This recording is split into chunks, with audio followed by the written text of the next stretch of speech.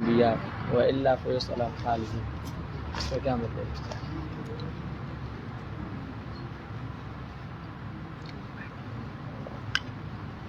مشکلات القرآن میں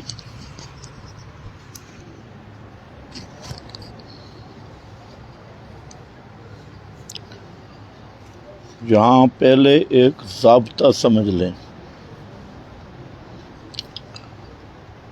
مسئلہ یہ ہے کہ حوالہ دینے کے لیے ضروری ہے کہ قائل معلوم ہو۔ جب تک قائل معلوم نہ ہو تو حوالہ دینا گپ ہے۔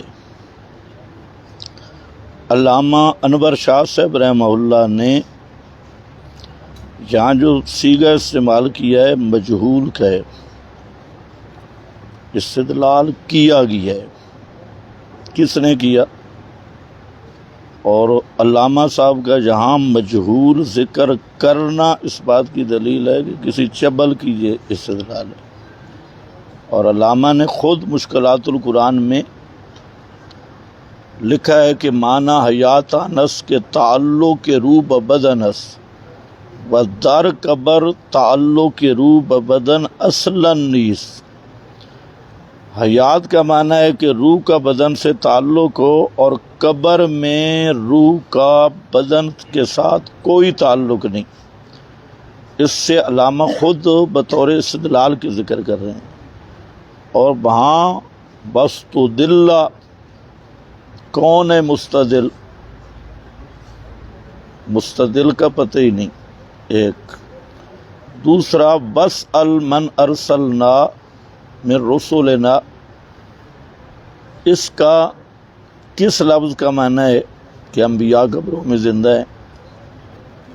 یعنی کم از کم آیت تو وہ پڑھو نا کہ کم از کم کچھ اشارہ تو ہو۔ واسأل من ارسلنا، تمام مفسرین، اگر میں یہ بات کروں اور آپ توجہ کریں تو یہ ہماری دلیل ہے۔ اس کی وجہ یہ ہے کہ واسأل من ارسلنا والی آیت کے پوچھ ان سے جن کو ہم نے آپ سے پہلے مبعوث کیا۔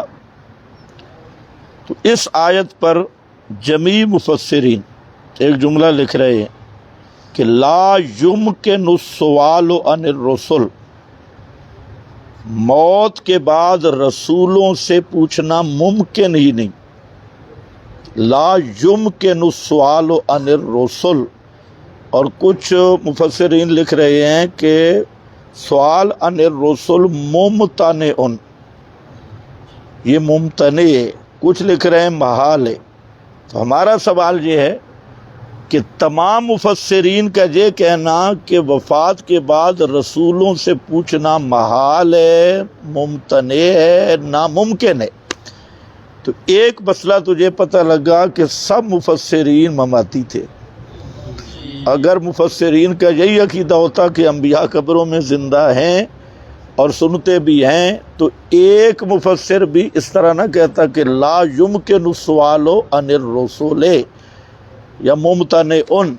اس سے اتنی بات تو سمجھ آ گئی کہ 100 حوالہ ملے، 200 ملے، یہ سارا ہماری پارٹی کے آدمی ہیں۔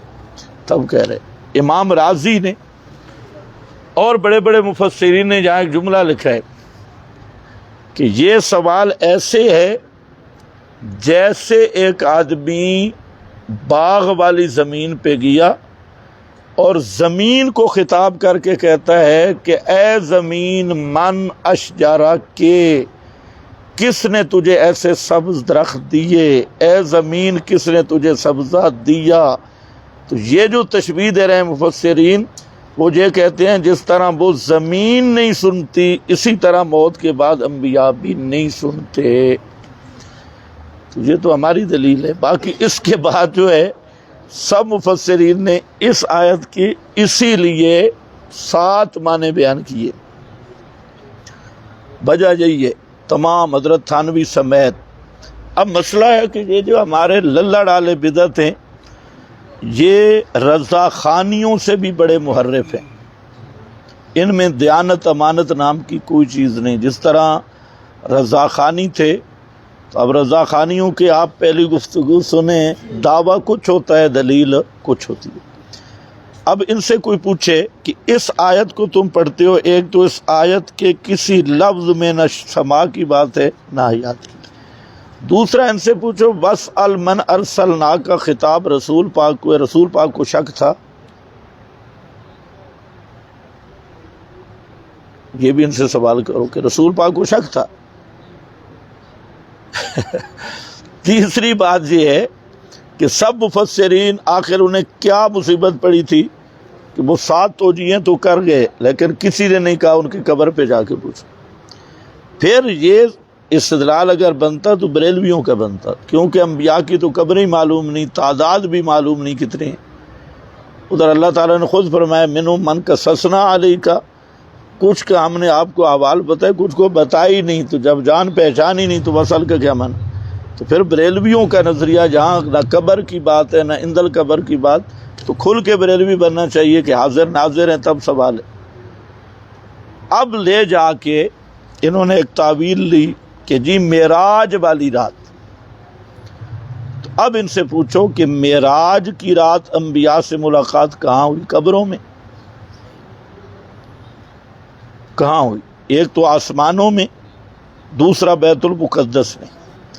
اب سوال یہ ہے کہ آسمانوں میں جو انبیاء کرام کی ملاقات ہوئی جب بیت المقدس میں، تو یہ قبروں سے اٹھ کے گئے تھے، اجساد عنصریہ کے ساتھ گئے تھے، یا پھر خالد بریلوی کیوں نہیں بنتے کہ الانبیاء احیاء فی المساجد، دلیل دو بیت المقدس۔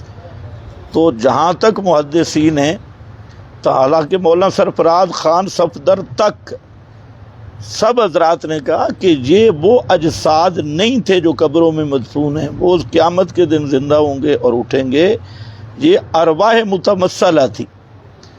تو اب معراج میں ملاقات ہو رہی ارواح متمثلہ کی، اگر وسعل کو ادھر اس توجیہ پہ معمول کریں تو پھر آپ سوچ لیں یہ دلیل ہماری ہے جو ان کی ہے، اور اگر کہیں کہ اجساد اٹھ کے گئے تھے بیت المقدس میں تو پھر بھی آجاؤن فی قبورہم والا نظریہ تو باطل ہے، پھر آجاؤن فی المساجد والا بریلویوں والا نظریہ مانو۔ تو یعنی للڑ وہ کمپنی ہے کہ جس کے پاس سوائے فراڈ کے کوئی چیز نہیں، فراڈ کریں گے۔ مولانا سرفراز خان نے بہت اچھا کیا ہے، بعض آدمیوں کی خوبیاں بھی ہوتی ہیں۔ مولانا سرفراز خان نے پوری تسکین الصدور میں ماشاءاللہ ایک آیت بھی نہیں لکھی، اسے پتہ تھا کہ قرآن ہمارے ساتھ نہیں ہے، اس نے شروع ہی روایت سے کی ہے۔ تو بھائی یہ بھی ایک خوبی ہے نا، بھائی قرآن نہیں ہے تو پھر قرآن پہ جھوٹ بولنے کی کیا ضرورت ہے۔ تو مولانا سرفراز وَاسْأَلْ مَنْ أَرْسَلْنَا نے لکھی، لا تکن فی مریۃ من لقائی نے۔ اور آج تو ایسے گدے اٹھے ہیں، ایک اسپیشلسٹ فارمی گدا کہہ رہا تھا کہ لا ترفعوا اصواتکم فوق صوت النبی، یہ بھی حیات الانبیاء کی طرح، وَلَوْ أَنَّهُمْ إِذ ظَّلَمُوا أَنفُسَهُمْ جَاءُوكَ، یہ بھی حیات الانبیاء کی طرح۔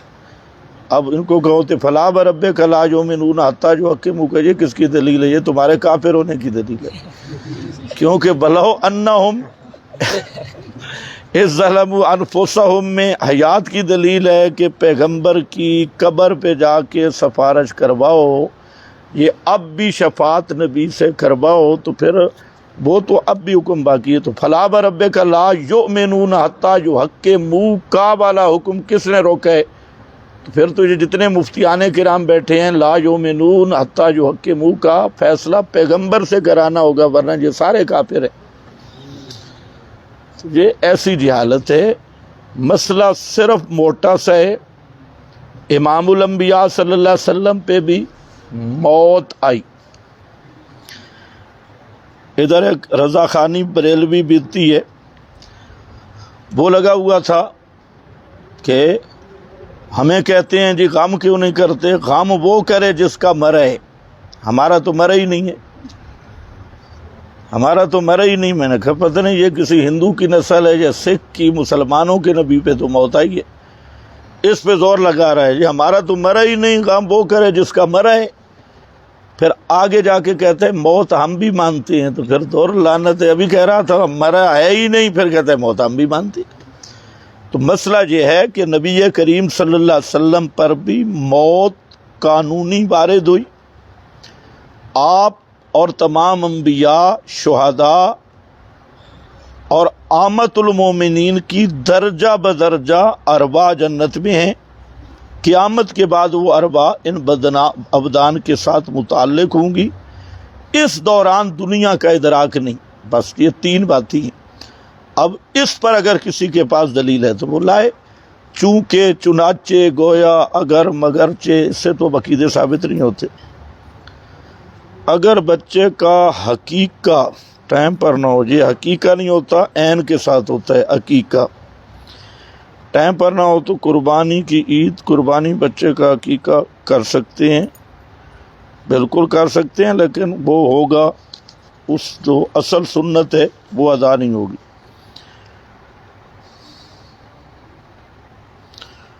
ہم جو اپنی زمین میں گندم کاشت کرتے ہیں،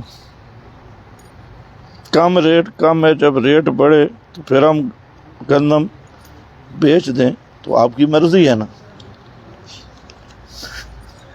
گندم آپ نے کاشت کی، آپ جب مناسب سمجھے بیچ دیں.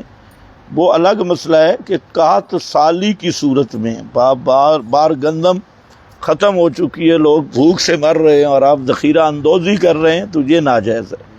ویسے تو گندم آپ کی ہے، آپ چاہے تو 4 سال نہ بیچیں، چاہے تو سال نہ بیچیں. جب مہنگی ہوگی تو بیچیں گے، یا جب سستی ہوگی تو بیچیں گے. تو کاروبار آدمی کا یا فصلیں ہوتی پیدا کے لیے، اگر نقصان ہی اٹھانا ہے تو پھر تو کاروبار اور فصلیں ہیں ہی نہیں. کسی شخص کے دفنانے کے بعد ایک آدمی پاؤں کی طرف ایک سر کھڑے ہو کر جو تلاوت کرتے ہیں، یہ جائز ہے یا نہیں؟ اس کا التزام صحیح نہیں ہے. التزام صحیح نہیں. یہ جو دفن کے بعد سرہانے اور پاؤں کی طرف تلاوت ہوتی ہے، تو یہ بعض آثار اس پہ ہیں، اور ایک حدیث ہے لیکن اس کی 5 کے قریب سندیں ہیں، وہ سب ضعیف ہیں. تو اس لیے اگر کوئی احیاناً کرے تو وہ بدعت حقیقی نہیں بنے گی. جو التزاماً کرے تو اس کے بدعت ہونے میں کوئی شک نہیں ہے، کیونکہ اس پر کوئی صحیح سند پیچھے موجود نہیں ہے. تو اب چونکہ رواج بن چکا ہے، تو جو متبع سنت حضرات ہیں تو وہ اہتمام کریں، لوگوں کو بتائیں بھی صحیح اور خود بھی اعتراض کریں اس سے. تعزیت کا شرعی طریقہ ہمارے علاقے میں غیر مقلد جنازے پہ اعلان کر دیتے ہیں کہ کوئی تعزیت کے لینا، اس بارے میں تھوڑی. ہاں، غیر مقلدوں کی تو تعزیت کرنی بھی نہیں چاہیے، وہ ٹھیک اعلان کر. مسئلہ یہ ہے جہاں 2 چیزیں ہیں. ایک چیز ہے دعا، ایک ہے تعزیت. لوگ ان دونوں کو رلا ملا دیتے ہیں. دعا میت کا حق ہے، تعزیت اہل میت کا حق ہے. دعا آپ کسی وقت بھی کر سکتے ہیں. ابھی آپ کھڑے ہو کے کہیں فلاں کے لیے دعا، ہم بھی ہاتھ اٹھا کے آپ کے ساتھ شروع ہو جائیں. دعا سے منع کوئی نہیں کرتا. یہ جو بعض شیاطین قسم کے لوگ ہیں، کہتے ہیں دعا کے منکر ہے. ہم دعا کے منکر نہیں، ان بے حیا کے منکر ہیں جو بدعت کرتے ہیں. تو دعا آپ کسی وقت کر سکتے ہیں. تعزیت کا معنی ہے تسلی دینا، اور وہ مشکات میں وہ الفاظ کھڑے ہیں نبی پاک صلی اللہ علیہ وسلم کے. اگر عربی یاد ہو، ان للہ ما اخذ ولہ ما آتا، عربی یاد ہو ٹھیک، نہیں تو اپنی بولی میں. ہمارے ہاں جو اللہ کی مرضی جی، اللہ کا مال تھا، اللہ نے اسے بلا لیا، اللہ تمہیں صبر دے اور اللہ تمہیں اس صدمے کا اجر دے. بس چند کلمات کہو اور تعزیت پہ جائے وہی کہ جس کے جانے سے تھوڑی تسلی ہوتی ہے. بعض آدمی وہ ہوتے ہیں جن کے جانے سے پہلے بھی غم بڑھ جاتا ہے، تو اس کو مہربانی کرنی چاہیے، وہ تعزیت پہ نہ جائے. تو مقصد مسلمان بھائی کی تسلی ہے، اور یہ 3 دن تک یہ جائز ہے. اصل سوال یہ ہے۔ اور میں سمجھ گیا ہوں سوال 3 دن تک، اس میں بھی بہتر یہ ہے کہ یہ پھوڑیاں شوڑیاں نہیں بچھانی چاہیے، یہ عجم کی رسم ہے، آپ یا ماتم کی صورت بھی نہیں بنانی چاہیے، عام کرسیوں پہ بیٹھو، چارپائیوں پہ بیٹھو، کوئی خاص حیت نہ بناؤ۔ تو 3 دن تک بیٹھنا اس لیے ہوتا ہے کہ آنے والے لوگوں کو آسانی ہو، ورنہ یہ لازمی نہیں ہے کہ آپ کی شرن وہاں بیٹھنا ضروری ہے۔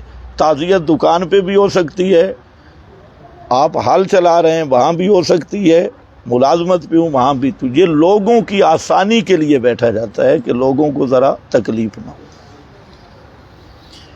تعویذ کے لیے کوئی جوازی صورت ہے بہت ساری، لیکن پیسے لگیں گے۔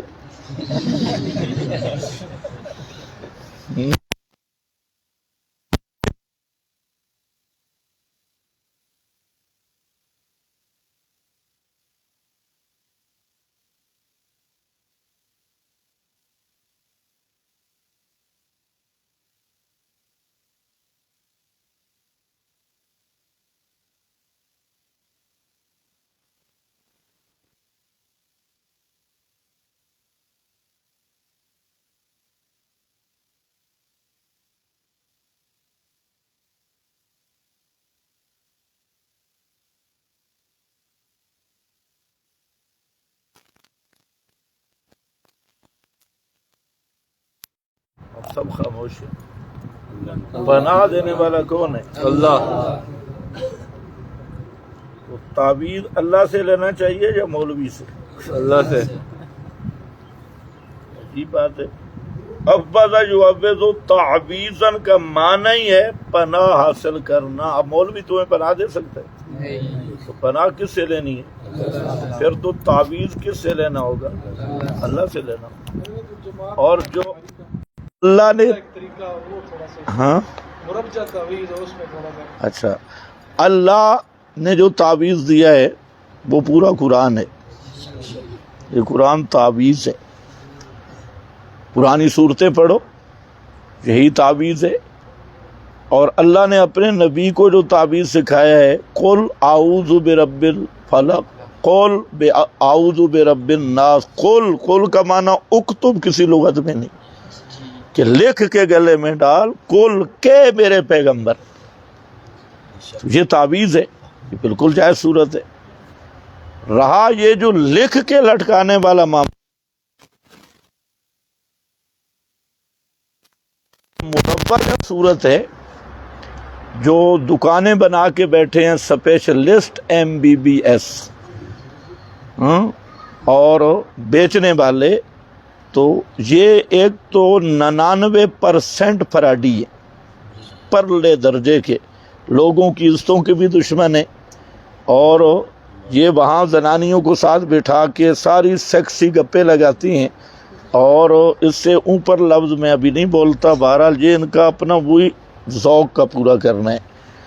جیسے بعض مولوی دھرنا کی نیت سے آتے ہیں اور زیارت کر کے واپس تشریف لے جاتے ہیں، تو ایک رات جہاد کا اعلان ہوتا ہے، دوسرے دن جہاد منسوخ، تو یہ ایک طریقہ ہے۔ اب ایک مولوی ہے بیچارہ، وہ گلی پہ کھڑا ہے، کسی عورت کی طرف دیکھتا ہے، وہ کہے گی شرم نہیں آئی مولوی صاحب اتنی بڑی داڑھی اور مجھے دے۔ اب یہاں تعویذ کے لیے تو وہ اس کے الگ کمرے میں اس کے ساتھ بیٹھی ہے اور گپے شپے بھی لگ رہی ہے، کتنے دن ہوا خامن تیرے قریب نہیں گیا، فلاں نہیں ہوا، یہ ساری گپ شپ ہو رہی ہے۔ تو اب ایسی چیز سے مولوی کو ہٹانا بہت مشکل ہے، اور دوسرا پیسہ ہے۔ تو مروجہ تعویذ جتنے ہیں دکانداری والے، تو یہ تعویذوں کی دکان بنانا اور اس طرح اسپیشل وہاں سنڈوں کو بٹھانا، یہ کسی کے نزدیک بھی جائز نہیں ہے، یہ مولویوں کے اپنے مفاد کے مسائل ہیں۔ میت کے گھر پر میٹنگ کے نام سے مجموعہ کھانا تیار کیا جاتا ہے، اس کے بارے میں وضاحت کریں۔ بھائی اگر کوئی پہلی بات تو یہ ہے کہ میت کے گھر میں ضیافت یہ ناجائز ہے، مکروہ ہے، چاہے وہ کل کے نام پہ ہو، تیجے کے نام پہ ہو، جمعرات کے نام پہ ہو۔ یہ دوسرا، 3 دن تک جب مہمان ہوں، دور سے آنے والے مہمان، جیسے آج کل آتی ہیں، تو بہتر یہ ہے کہ ان میت والوں کے جو قریبی برادری ہے تو وہ ان کا انتظام کھانے پینے کا کر دیں، تو یہ اس میں کوئی حرج نہیں۔ وہاں جو مہمانوں کے بہانے سے ایک ضیافت کا پروگرام کیا جاتا ہے اور پورا جیسے ایک خوشی کا سماں ہوتا ہے، تو یہ بالکل ناجائز ہے۔ تو مجموعہ میٹنگ کے نام پہ رکھے یا درس کے نام پہ رکھے، یہ سرگودہ منڈی بہاؤدین کے اردا گرد جو آپ کے مولوی ہیں وہ ماشاءاللہ نام بدل کے ہر بدعت کرتی ہیں۔ گجراتی مولوی، سرگودوی مولوی اور ان کے مفتیوں نے فتوے دے رکھے ہیں کہ نام بدل لو، تیجے میں بھی جاؤ، 40ویں میں بھی جاؤ، کل میں بھی جاؤ، جمعرات میں بھی جاؤ، صرف نام چینج کرو۔ تو اب یہ یاد رکھو یہ ڈبل بدعتی ہیں۔ ہاں، ایک آدمی کل پڑھ رہا ہے تو اس نے ایک بدعت کی ہے اور وہ چلی ہوئی بدعت کی، اور اب آپ کے جو ان مولویوں نے بدعات نکالی ہیں ڈبل بدعتی ہیں۔ ایک حدیث میں نا من احدث حدثا او آبا محدثا، ایک ہے بدعت گھڑنا، یہ بدعت کرنے سے زیادہ گناہ ہے۔ تو رضا خانیوں کی بدعت تو اتنی تھی، ختم شتم جمعرات کل، اب جو نام نہاد اشاعتی کہلوانے والے ہیں ان کی بدعت ماشاءاللہ خود مستقل وہ موجد بھی بن رہے ہیں، کل 40ویں تیجے جمعرات یہ سب پہ جائیں گے، اور ان کو بڑے مرکز سے فتویٰ ملے گا کہ جوڑ پیدا کرنا ہے۔ یہ ریبنڈ والی زہریلے جراثیم ہیں جو پوری دین محمدی کو تباہ کرنے والے ہیں۔ تو اس لیے دوسرے تو صرف بدعتی ہیں، تو اس طرح کرنے والے یہ ڈبل بدعتی ہیں۔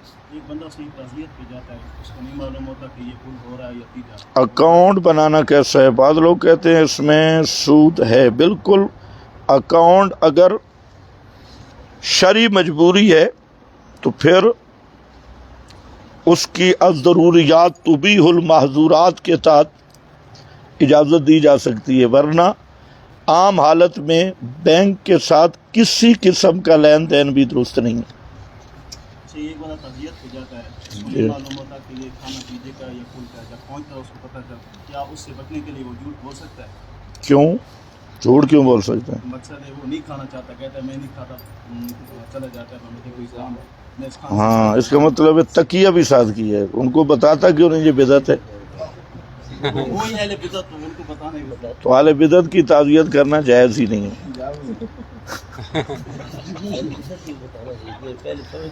کسی شخص کے وہ تو موجود ہے، ضیاء النور میں شیخ القرآن مولانا محمد طاہر رحمہ اللہ نے بدعتیوں کے سارے احکام بہترین لکھے ہیں۔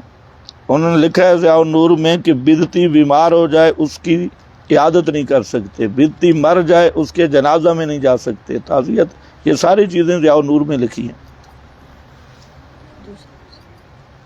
اذان کے بعد نماز کے لوگوں کو اکٹھا کرنا کیسا ہے؟ اس میں تفصیل ہے۔ ایک یہ ہے کہ اذان کے بعد پھر الصلاۃ الصلاۃ کے نعرے، یہ تصویب ہے اور یہ بدعت ہے۔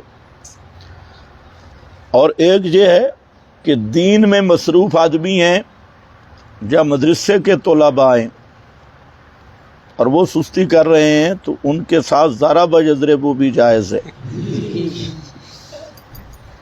صرف الصلاۃ نہیں، ضرب یضرب تک جائز ہے۔ بس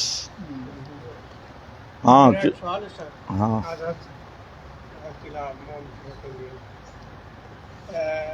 تقریر کا ایک مقام ہے جس سے قرآن پاک کی توہین یا بے ادبی ہوگی، یہ آیا سا تلاوت کرنے یا رائل ہوتے رکھے جایا سا اس کو ثابت رکھنے یہ بے ادبی یا جڑے آیت لکھ کے وہ گوڑے تلے رکھ کے اندر تک تعویذ دینے والے وہ بے ادبی یا سا گلے میں لٹکانے یا بننے، اس جگہ کی سمجھ نہیں آئی دوسری تقریر دے اس دے اس نے فرمایا کہ نکاح ٹوٹ جاتا ہے، مرتاد ہو جلدا ہے، دائرہ اسلام تو مسئلہ یہ ہے کہ قرآن پاک کو جی گندگی میں ڈالے، پلید جگہ پہ پھینکے، یا کسی گندی جگہ پہ پھینکے تو یہ علامت تکذیب کی، اور اس پہ فقہا کہتے ہیں کہ وہ کافر ہے۔ اب مثلا ایک آدمی تعویذ میں قرآن لکھ کر وہ زیر ناف باندھ رہا ہے، یا اپنی ران کے ساتھ یا اپنی دبر کے نیچے دے کر اوپر غسل کر رہا ہے، تو یہ قرآن کی بے ادبی ہے، اس سے آدمی کافر ہو جائے گا۔ یہ مسئلہ ہے۔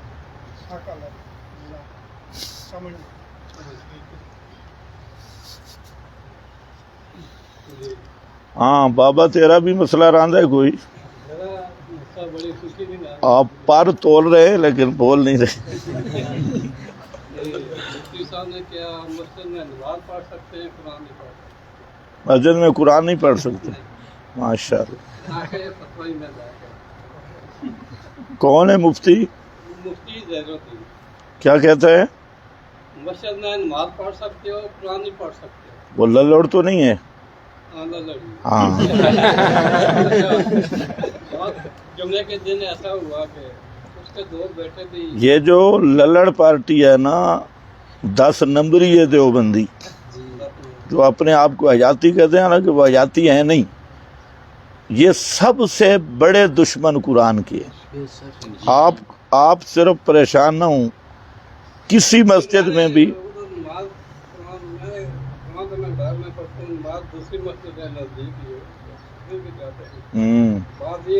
تو کیا کہا، مسجد میں قرآن نہیں پڑھنا؟ پڑھ ہی نہیں سکتے۔ ماشاء اللہ۔ وہ ایک دن ایسا ہوا ہے کہ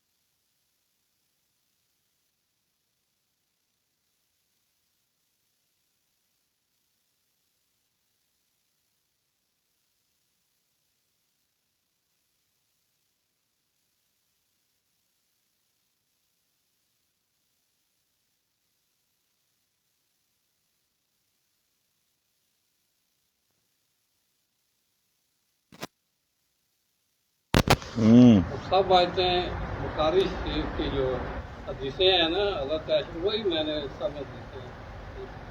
باقی یہ پہلے مفتی صاحب کہتا تھا ہمارے پیر مرشد دادا ابو شیخ الحدیث ذکریہ صاحب، تو میں نے جو سورہ موسیٰ کی حدیث انہوں نے بیان کی تھی ذکریہ صاحب نے، وہ سب سے اوپر رکھی تھی۔ 2 نمبر میں نے شیخ الحدیث علی مولانا دیوبند جو غلام اللہ تھا، ان کی حدیث رکھی، باقی حدیثیں بعد میں رکھی۔ اس نے پڑھا، صبح اس کے بیٹے نے نماز پڑھائی ہے ہفتے کے دن صبح، یہ اس ہفتے کو، تو اس سے پیچھے حکامت پڑھی مفتی صاحب نے۔ لمبی کہانی نہ پاؤ نا، کرو خلاصے علی۔ اسپیکر نے کہا جی ہم ماشاءاللہ اہل سنت و جماعت ہیں، گودڑ کی کرنے والے ہیں، اور یہ جو پیر صاحب ہیں گھوڑے والے، ان کے خاندان سے ہیں، ہم اہل سنت و جماعت ہیں۔ ہمارا عقیدہ یہ ہے کہ ہم جب حضرت پاک صلی اللہ علیہ وسلم کی زیارت کے لیے قبروں میں جاتے ہیں، وہ خود سنتے ہیں، یہاں سے فرشتے لے کر جاتے ہیں۔ گورڑے والے کا عقیدہ تو ہے یہاں سے بھی سنتے ہیں، تو مجھے کہہ رہا تھا گورڑے والے کا عقیدہ ہے کہ یہاں سے بھی سنتے ہیں۔ رات کو تو اس نے وہ میں نے جو بنڈل دیا وہ تو پڑھا ہے۔ اب ہفتے دن کو 12 بجے 1 بجے نماز کے بعد میں نے جب قرآن کھولا ایک دم دوڑ کر میرے پاس آ گیا۔ یہ میں نے تقریر آپ کے لیے کی تھی، آپ بھی اسلام سے خارج جو ہیں، یہ ہے وہ ہے۔ میں کہا اچھا میرے لیے کی تھی، اور مجھے پتہ ہے میرے لیے کر رہے ہیں۔